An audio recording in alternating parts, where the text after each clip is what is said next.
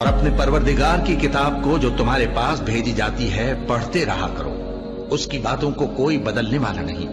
اور اس کے سوا تم کہیں پناہ بھی نہیں پاؤ گے۔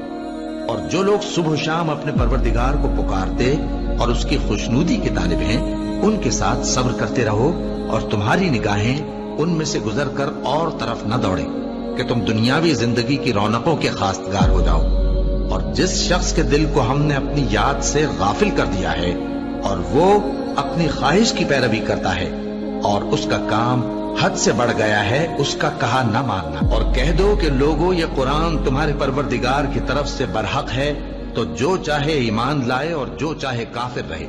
ہم نے ظالموں کے لیے دوزخ کی آگ تیار کر رکھی ہے جس کی قناتیں ان کو گھیر رہی ہوں گی، اور اگر فریاد کریں گے تو ایسے کھولتے ہوئے پانی سے ان کی داد رسی کی جائے گی جو پگھلے ہوئے تانبے کی طرح گرم ہوگا اور جو ان کے چہروں کو بھون ڈالے گا۔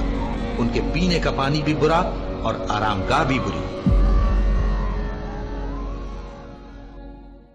اور اپنے پروردگار کی